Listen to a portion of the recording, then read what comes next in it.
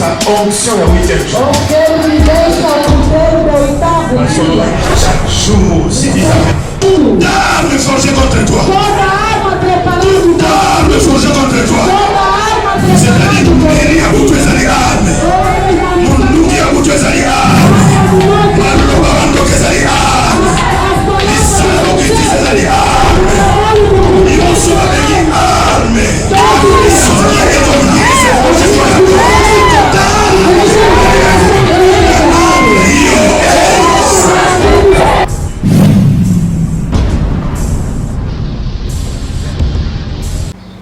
Shalom, shalom, bande kobalandi, tokutani lisusu, na mateya na biso, oyo ezali intitulé, grand thème nango, le chemin de la vérité. Le chemin de la vérité, lelo, tokomi déjà na 3e numéro na biso, donc na ebike toza ya kopambola manapesi bino mbote mingi, bolongwa te na télévision, tangu sekoki, otomeke mpe ko partager parole de Dieu, Moutounionso, Azala, à la page. Parce que tu as 3 parties na Bomotonabiso, c'est-à-dire ton être. Nous avons le corps, l'âme et l'esprit. Le Nyonso on a fait lia. C'est-à-dire soko lia kandunda po nzoto ya minene, soko lia kangombe po nzoto ezala munene. Il faut aussi qu'on lia bilei ya molimo. Et bilei ya molimo c'est la parole de Dieu. Chaque semaine, nous avons été pour nous côté à l'île Nzambe, pour exhorter, pendant Nzambe, pour mokili mobimba, pour tout nous bazali kolanda biso, pour toyeba, aux alabato, tous allez vivre, naba être na biso, nyonso Nzambe, ayebi ko pesa biso. Donc, nabanza, webinga mo umbo na bino bo mesen déjà nangai pour le 3e numéro, le pasteur Pedro Makanwa.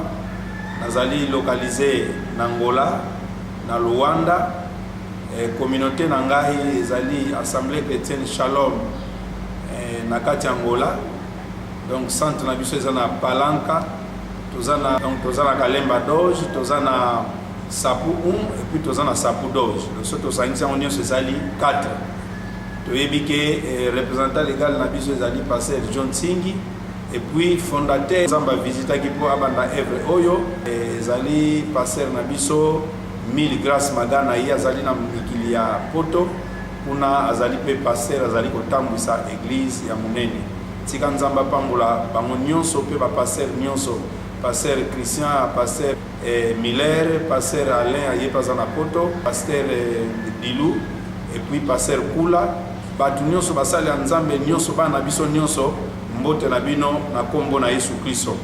Alors, ndenge na lobaki, la fois passée, tozwaki exhortation moko to mateya moko ezaki important, oyo ezali na 4 chemins de la vérité, tozwaki les 2 bases de la parole. Tomona ike bandeko, la parole ezana ba base mibale. Base ezali nini? Base ezali fandelo, base ezali soutien, base ezali support, c'est-à-dire bisika liloba ya nzambe ekoki kofanda. Alors tout le monde a na base mibale, tout le monde a la base au babengi chair et puis la base au babengi esprit. Donc la parole est en 2 bases. Il y a la base charnelle et puis la base spirituelle. Alors il y a lelo la 3e numéro na biso. Donc, les types d'hommes, donc 3 types d'hommes. Parce que le problème de Biso et Zali, Jésus est le chemin, mais le chemin, c'est la parole de Dieu. Le c'est la parole incarnée, faite chair. C'est-à-dire qu'il faut comprendre bien l'Iloba Oyo, pour l'Iloba Oyo, Yango est capable de faire Biso, pour que sa Biso, pour Nzambe, pour Nzamba Zali Molimo, pour mon Akaete. Alors, yango lelo tokozwa les 3 types d'hommes. Batu oyo bato salake, batanga liloba nzambe, pe bayeba ko positionnango na ba base mibale oyo toyebaki kolobela. Alors, lelo tozana verset tozo bandanango, ezana 1 Corinthiens chapitre 3. Verset nango 1 ti na 3. Paul azali pour répartir batu na 3 façons. yango tolingi komona siko totangango. Pour moi, frère, ce n'est pas comme à des hommes spirituels que j'ai pu vous parler. Donc, déjà, pour moi, frère, ce n'est pas comme à des hommes, le premier Moutoukanga déjà, hommes spirituels, que j'ai pu vous parler, mais comme à des hommes charnels, les hommes charnels, comme à des enfants en Christ. Je vous ai donné du lait, non de la nourriture solide, car vous ne pouviez pas la supporter et vous ne le pouvez pas même à présent parce que vous êtes encore charnel. En effet, puisqu'il y a parmi vous de la jalousie, des disputes, n'êtes-vous pas charnel et ne marchez-vous pas selon l'homme? Le verset Nabiso Totangi, awa Paul, azali koloba Nabiso na type ya bato. Le soko tali bekri nyoso Paul tango azolobela mutu azali kolobela ye na trois manières bandeko na ngai. Pourquoi tolobeli type d'homme? Parce que tant que tozolobela chemin de la vérité et puis batu il faut bayeba liloba nzambe, bayeba ba base oya liloba nzambe, autant bazotanga liloba nzambe bayeba na base nini bayebi kotelema. Donc c'est-à-dire il faut tozwa mutu to comprendre distinction ya batu bazali banani niveau na bango eza ndenge nini po batu wana ba se positionner ou soit na base charnelle ou soit na base spirituelle. Alors selon Paul ndenge tolobi, premièrement tozali na l'homme naturel, na bandi na l'homme naturel, mais awa ya lobeli biso l'homme spirituel na l'homme charnel. Donc c'est-à-dire deux hommes, mais tout est troisième homme, l'homme charnel, l'homme naturel na grec. La grec bazali ko expliquer psychikos. Balobi psychikos, c'est-à-dire azo dépendre na ba sens adamique nae. Azali non régénéré. Donc c'est-à-dire akanisaka makambo nyonso ya bomoto. Nyonso tokoki kotanga na liloba nzambe parce que liloba nzambe bakoma makambo oyo ezali komona na lokola ya bomoto. Mais sauf que mutu akomi yango, mutu ebongi to comprendre na kati ya liloba oyo balobi ye azali molimo. Ebongi batu nyonso bakosambele basambele na molimo pe kati na solo. Mais les psychikos o babengi l'homme naturel, ye soki balobi yesu atamboli likolo ya mai yazomona mai oyo ya mai naturellement. Soki balobi nzete yazomona nzete naturellement. C'est-à-dire nyonso azozwa yango na mayele na ye moko. Nzoka liloba nzambe balobaki toko comprendre yango te na oyo ezomata na mitema na biso, na oyo tozomona na miso na biso, to na oyo tozoka na mitema na biso, yango te tokoyeba kososola. Mais tokoyeba kososola makambo ya nzambe na ndenge ya molimo parce que ezali nzambe liloba nzambe ezali nzambe ye moko. Bien aimé dans le Seigneur, mutu oyo azali homme naturel azali ko accomplir volonté ya nzambe ta okokate parce que nature humaine oyo nature adamique, les psychikos na ye ekokate ko sala volonté ya nzambe.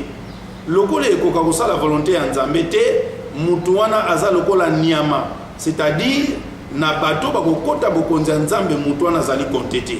C'est l'homme naturel. O abotami pa papa na mama, ozali na papa na ozali na mama na ozali na bandeko na yo, mais etikali na yo obotama na molimo. Yango Yesu tango aye alobi ke mutu fa naître de nouveau. Pourquoi? Parce que ayebi ke ko botama oyo botama ezali naissance, mais sauf que naissance oyo ekomema yo te na mboka oyo ya nzambe tozali kokende po mboka ya nzambe ezali molimo. Et tolobai ke la lettre ti et l'esprit vivifie. Donc tozala penza bato ya mayele po to comprendre makambo. Alors ce que totangi na Jude 19, Jude 18, alobi na biso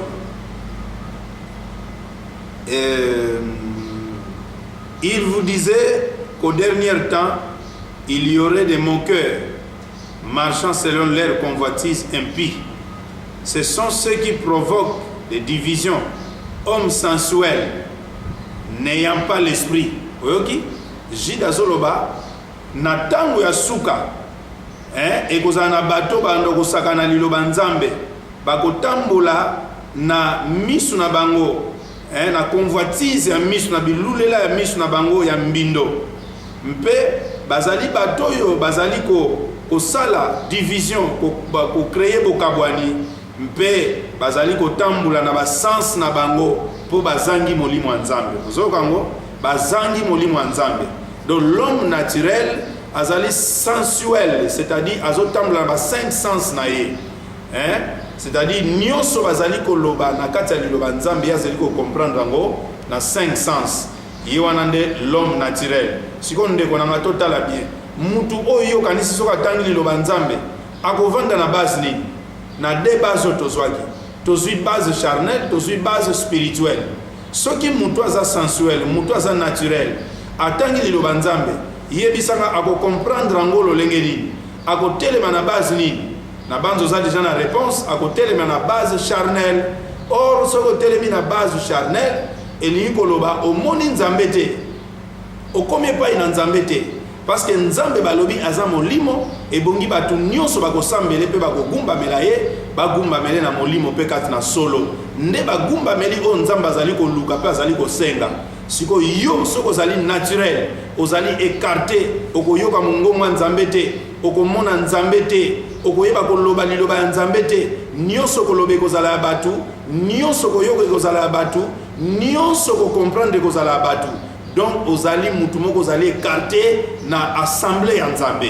Donc bien aimé tozala conséquent na makambo tozali ko partager soki par exemple toza conséquent te tokoyeba kozala lokola mutu oyo naturellement mais il ne comprend pas volonté ya Nzambe oyo azali kobenga ye.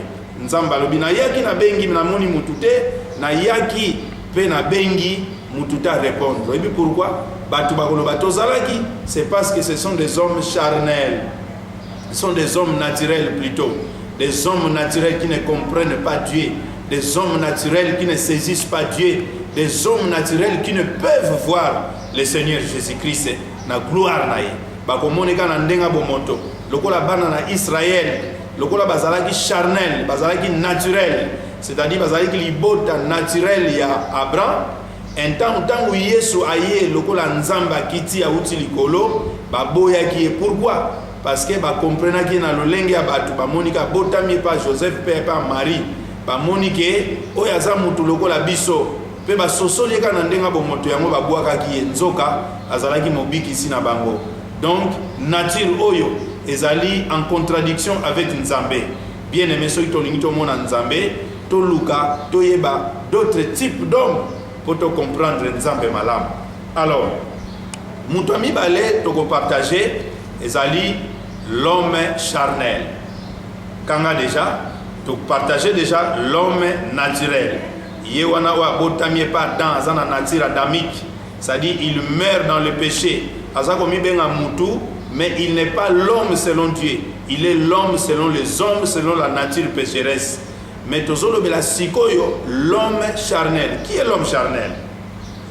L'homme charnel na grec balobi sarkikos. Sarkikos. Sarkikos c'est-à-dire né de nouveau, mais marchant selon la chair. Vous voyez qui? Donc l'amour du monde est en lui. Il est né de nouveau, mais il marche selon la chair. L'amour du monde est en lui. Yebo lingwa mokili ezananu katikati na ye. Bato ebele baza bongo babongoli mitema na bango. Bandimeli Yesu Kristo Masia, me baboyi kokola. Balingi kolanda biloko oya mike mike bazali nanu bana baponi ko demeurer bana en Christ. Na yebike kozala mwana ezali bien pe ezali étape. Même abe kozala mingi mutu oyo azali ko demeurer mwana azali kokola. Alonde tolobi l'homme charnel na grec bazoloba azali sarkikos, c'est-à-dire yé azali né de nouveau mais marchant selon la chair, de l'amour du monde des akatskat naï et demeurant enfant en Christ. Ce type d'hommes doivent atteindre la maturité de l'homme spirituel qui vit en dehors de tout système mondain et charnel. De Sotozuy Jacques chapitre 3 verset nango 15. Balobi nabiso, cette sagesse n'est point celle qui vient d'en haut, mais elle est charnelle. Elle est terrestre, virgule, charnelle, virgule, diabolique. Donc, la sagesse qui ne vient point d'en haut, donc, sagesse ouana, ezali terrestre, ezali charnelle, et puis ezali diabolique. Donc, ce qui est terrestre, le diable peut utiliser ça, et puis ezali charnelle. Donc, une sagesse qui ne vient pas d'en haut, cette sagesse, donc, qu'on qualifie en terrestre, ezali charnelle, ezali diabolique. Donc, tu vois comment on a l'homme charnel, le lobby, aza mutu oyo, différent na l'homme naturel. Il a évolué. Pourquoi? Parce qu'il a bongoli motema. Il est né de nouveau. Mais son problème, l'amour du monde est encore en lui. Beaucoup de gens bazaboye, ba bongoli mitema, mais pour ça ya mokili. Nyon sezo salema na mokili malgré azui décision. Ya boye ba kotika yango, mais azo continuer ko landa yango pe ko sala ya. Bato abongo bazali ko demeurer bana. La chair ezali ko salete bato ba demeurer bana libela na libela. Or kozala mwana eza mabete. Ezali étape parce que mutu nyonso abotami bako benye mwana. Mais kotika la mwana te po il faut okola oyeba ko matsa niveau na yo. Po ba grec bazali ko loba mutu oyo azali ko atikali mwana, bazali ko définir bana na trois façons.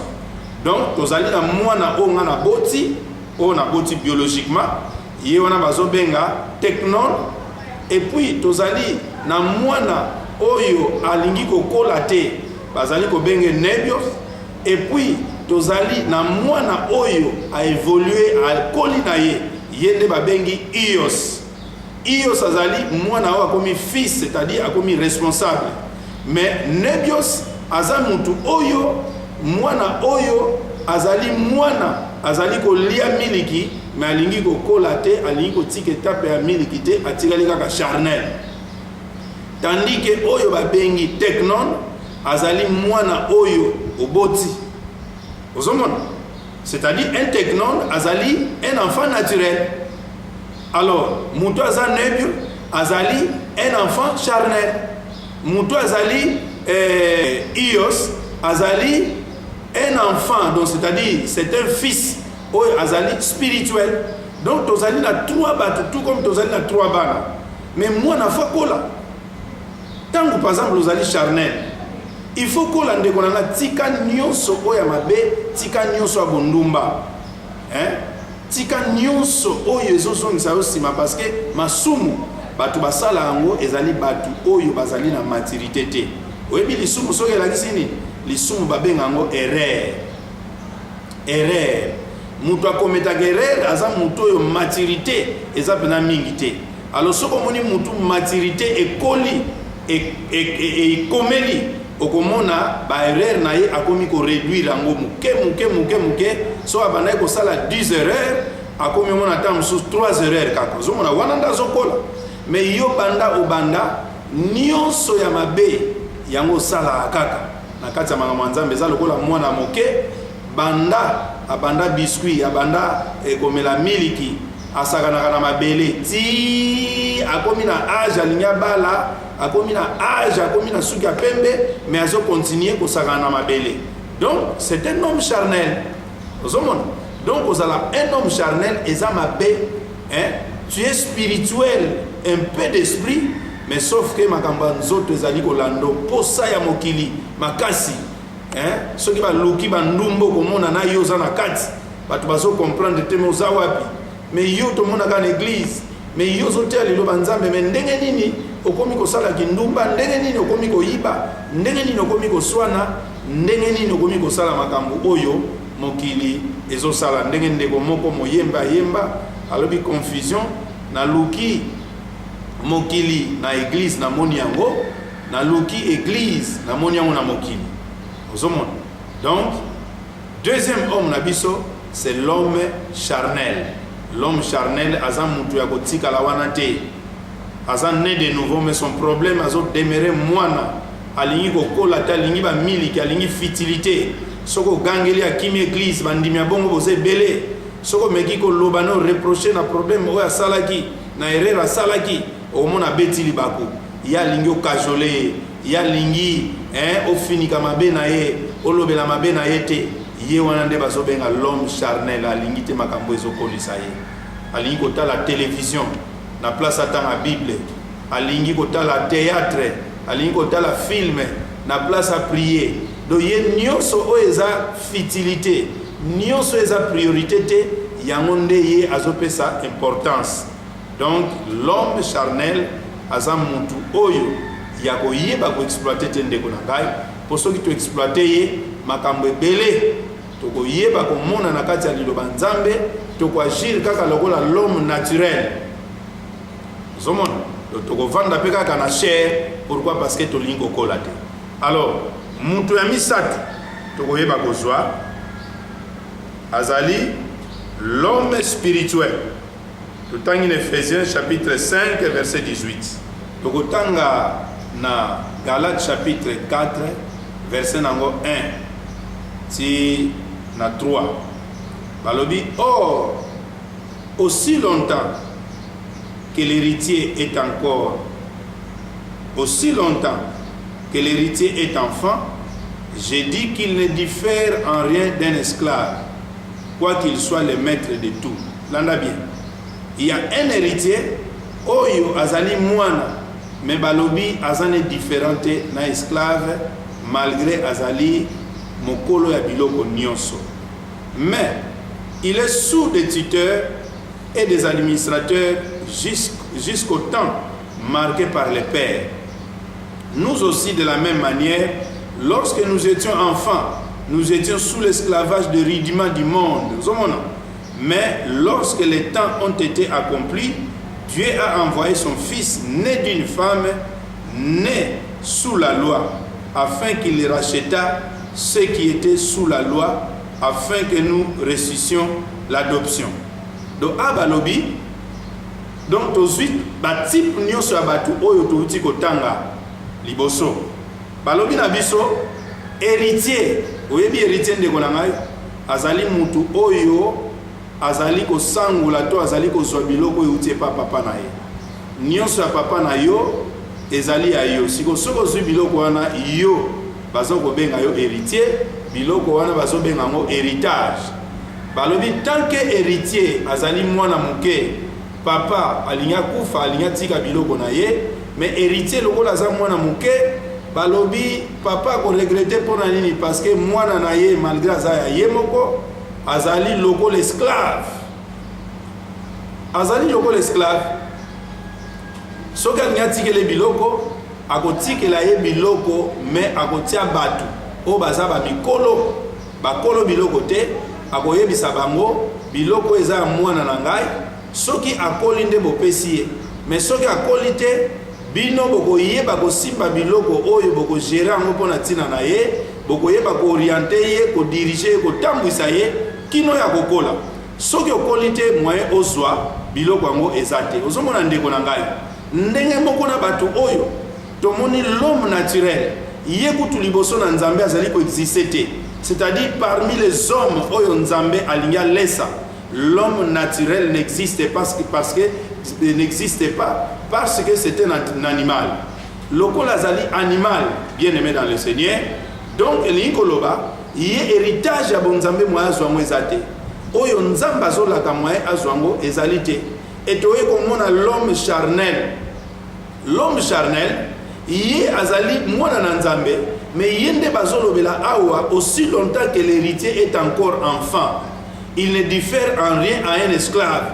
Donc azali esclave, pour nani babengi esclave parce que po azali mwana moke, bien aimé dans le Seigneur. Yo lingi ko tikala na étape ya bana mike. Olingi ko tikala na étape ya komela miliki. Olingi ko tikala na étape ya bato bazoko ya pamba pamba. Bible ezali koloba tentation moko te. Tant soko loba na papa yo koyaka te, papa yo sala lisumu te. Oui, il est vrai. Tout le monde a commis erreur. Mais sauf que berero tozali ko commettre, toza capable ya ko surmonter ngo. Po balobi tentation moko te oye la biso eza au-delà ba force na biso. Non. Nyonso ezalaka toujours na mesure que tango yeli biso nzambe sa mesure ki yango déjà po tolonga yango. Mais sauf que biso par notre convoitise toza amorcé pe tozali ko benda na muke po toyeba ko désobéir na liloba ya Nzambe po balobi na biso résister au diable. Mais biso siko tozo sala ngo te tozo résister te tozo ko yamba satana tozo ko embrasser pe tozo tambola ne nzela moko ndeko na ngai. Mais balobi tant que l'héritier est encore enfant, tant que tu es encore enfant, ezana makambo ebele okomona te ndeko na ngai, okotanga na liloba Nzambe makambo ebele ba promesse ebele ya Nzambe o ba pesi o bato mususu bazo sala ba expérience. Bien aimé, il y a des expériences mususu ko sala ngo kaka soko koli parce que eza pona bana mikete eza pona ba mikolo. Okomona bato mususu bazo bikisa ba malade, bato mususu bazo sala ba expérience na Nzambe bazo zo ba vision minene, mais yo okomona vision no kwa ketikana na ndoto. Et soko loti ndoto, o loti mutu akufi pe libela. Soko loti par exemple mutu batutie pe. Mais nzoka mutu oyo akoli oyo azali na maturité, soka loti bongo. Ayebi lo lenge nini Nzamba kolobela ye poete, ayeba kolongola eloko ayebi kolota. Ce sont des hommes oyo bakoli, mais yo lingo kolate. Lokolo lingo kolate, un temps elingi koloba moyen Nzambe asa no expérience ezate. La vie chrétienne c'est une vie qui doit être vécue. Et bon, il va vivre yango. Et ça vie mon côté que non, et ça histoire. On non va vivre ka kala. On non va kala batea kali lo banzambe. Ceux qui vont batea ki biso tokoteya. Ceux qui vont batambula ki malamu biso pe tokotambola malamu. Ceux qui vont balonga ki biso pe tokolonga. L'évangile, et ça Christ et moko. Bible ezali koloba il est le même hier, aujourd'hui et éternellement. Ozomona ndeko na ngai. Mwana oyo aza mwana muke tala mwana oyo aza riche biloko nyonso ya papa neza ye lokola yo pe ozali riche mwana na Nzambe biloko nyonso ya papa na kati église ezali ya yo, c'est-à-dire richesse nyonso Nzambe liloba na ye akomiango mpona mutu mususu te akomiango mpona yo mwana na Nzambe. Mais ton grand problème, tu ne veux pas croître. Olingi kokola te olingi kotikala mwana moke lokolo tikali mwana moke ezana makambo ebele okomona te. Maladie ekoya okokolongola ngote, ba problème ekoya okokolongola ngote, molimo moka moke okoyeba kopesa ye ordre te, mais l'ordre ekopesa makaka na batu o bakoli bakomi ba responsable bangwana nde les hommes spirituels yango awa balobi jusqu'au temps marqué par les pères. Jusqu'au temps marqué par les pères ne bakozwa biloko nyonso bapesi na mwana oyo, c'est-à-dire papa atiaki tango papa azana limite aloba ke pobo yeba ke mwana oyo akoli il faut bomona boye tant que nanu ba monite makambo ne pai na yo okozala bongo moyen o vivre makambo Nzambe ya solo ezalité. Lelo omati lobi okiti, lelo obangi Nzambe lobi osali masumu, lelo zwi décision lobi ofungoli yango do vi na yo se bongo na bongo olonga ka bitumba moko te nyonso ezali koyela yo ezali kokotela yo pona ni parce que ozali mwana moke. Kola ndeko na ngai soko koli okozala moto oyo bokosala expérience na Nzambe. Tala Moïse azalaki un homme akolaki spirituellement akokai koyebisa Nzambe ete soki obomi libota oyo effacer kombo na ngai na kati ya livre de vie. Bien aimé, okanisi koloba boye epesameli na mutu nyonso te, epesameli na mutu nyonso te, epesameli ka na bato baza na maturité, c'est-à-dire bato oyo bazali na conseil ya Nzambe, bazali ko siéger na conseil ya Nzambe. Ndenge Bible ezali koloba Dieu dans l'assemblée de Dieu. Nzamba ye na kati assemblée bino bomoni ba batu me ba batu te baza ba Nzambe parce que ba komi na maturité bazo comprendre Nzambe tango azoloba bazo yoka Nzambe tango azoloba bazo mona Nzambe tango azoya pe bazo répondre Nzambe. Olingi kokoma bongo te oluka makambo Nzambe par-ci par-là ozo kota l'église okebo de gauche à droite mais ozo comprendre te que makambo Nzambe ba yebaka ko cultiver yango. Soko cultiver yango zo luka Nzambe et bongi okola longola makambo nyonso ya pamba. Conseil na pesio longola makambo nyonso koswana. Ti lelo ozaka na kati église mais musala kolandaka bana basi sima. Eza ezaleli ya bana Nzambe te. Ezaleli ya Nzambe te ezaleli ya ba homme charnel, c'est-à-dire soki mbongo nanu zwami te okoki kolaka batu makambo ebele. Soki to zimbongo to sala bo mesoko zonga okomi mutamaelo kimi vie ezalaka bongo te yo zali mwana na Nzambe tika biloko nyonso mabe pesa priorité na makambo ezali important soko pesi priorité na makambo ezali important et kozala na bénéfice na yo moto na yo ya kati azali kokola azo prendre poids voilà un peu place na yo kosuka na lingi na exhorter yo ke ndenge eza wana po ozala na deux bases po ozala fixé na base moko na parmi les deux bases autopesaki il y a la base charnelle et la base spirituelle il faut se définir mutu nini olingi kozala soki ozali homme naturel tu n'es pas compté donc yo d'office aux na kati ya base charnelle parce que tu n'écoutes pas Dieu tu vas commencer à écouter les hommes quand Dieu parle tu les comprendras hein comme un homme. Pourquoi? Parce que tu es naturel. Tout ce que tu comprends, c'est du naturel. Et si tu es charnel, toi aussi, tu n'es pas compté parmi les hommes qui écoutent Dieu. Vous pouvez écouter Dieu aujourd'hui, mais l'objet comme on attend au régner nzambe ponani parce que amour ya mokili ezana yo mingi. Pour conclure, tous les hommes spirituels, oh c'est familier. Les hommes spirituels, bangonde bazo vivre miracle, bangonde bazo mona nzambe lolenga zo sala, bangonde bazo mona ce qui est impossible zo comme possible. Bangwana nzamba lobelaki. Tout est possible à celui qui croit. L'homme mature, l'homme spirituel, il croit tout. C'est-à-dire à son ndima nyonso oyo nzamba zali koloba pe azo mona miracle pe loboko nzambe ezali ko moni sama.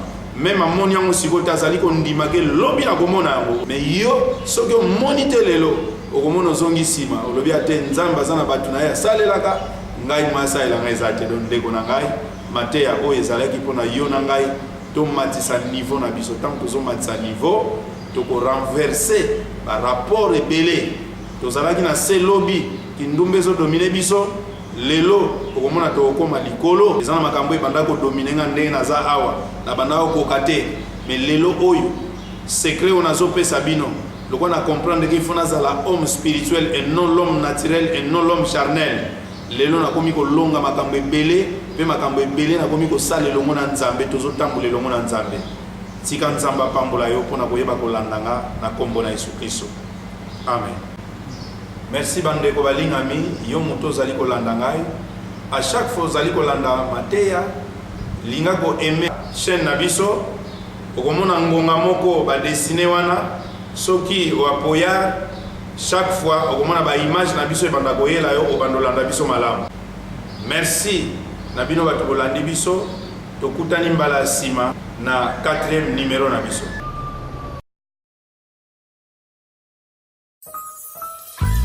Jésus, ensemble réunis comme un seul homme, nous voici encore une fois à tes pieds pour te dire Kumama, Kumama Yesu, Kumama Lissus, Kumama Libela, yo olo kufa kakate, kasi mingi mingi osekwa, osana bongoy.